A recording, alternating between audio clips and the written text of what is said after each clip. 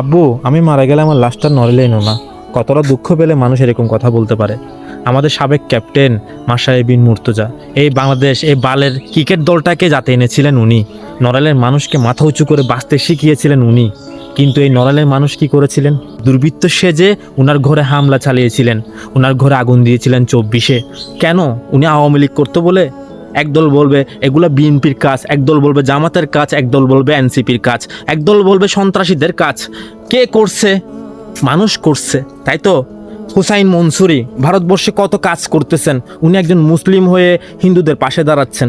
তো এখানে তো কেউ বলতেছে না আমরা হেল্প নেব না, উনি মুসলমান, ওনার হেল্প নিলে আমরা স্বর্গে যাব না, আমরা নরকে যাব, এরকম কেউ বলতেছে?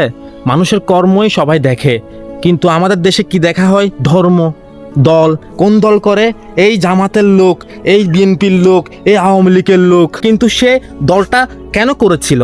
আমরা যখন একটা পর্যায়ে পৌঁছে যাই, বিভিন্ন মানুষ আমাদের কাছে আসে, মানে বলে যে আপনি এই সমাজে দাঁড়ান, অনেক কাজ করতে পারবেন মানুষের জন্য। তখন আমরা অতটা ভাবি না আমার একটা দল লাগবে, কারণ দেখা যাচ্ছে যে এখানে সব আওয়ামী লীগ, 15 বছর তো আওয়ামী লীগই ছিল। তো এখন কি করব? আওয়ামী লীগেই দাঁড়িয়ে গেলাম। তো এখানে সমাজের কাজ তো করতে হবে, ফান্ড তো লাগবে, সব তো আমার পকেট থেকে দেবো না। তো এভাবেই ফান্ড দিয়ে আমি মন্ত্রী হয়ে গেলাম। তো এটাই হলো মাশরাফি বিন মুর্তজার জীবন কাহিনী। আর নড়াইলের মানুষ কি করলো? একটা মহামূল্যবান হীরা পানিতে ফেলে দিল। এটা বালের দেশ, এমনিই বলি এখানে হীরা পানিতে ফেলে দেয়, কিন্তু বাইরের দেশে পানি থেকে হীরা খুঁজে নিয়ে আসা হয়। আর আমাদের এখানে কর্ম দেখে না, ধর্ম দেখে, দল দেখে। হ্যাঁ, কি একটা বালের দেশ।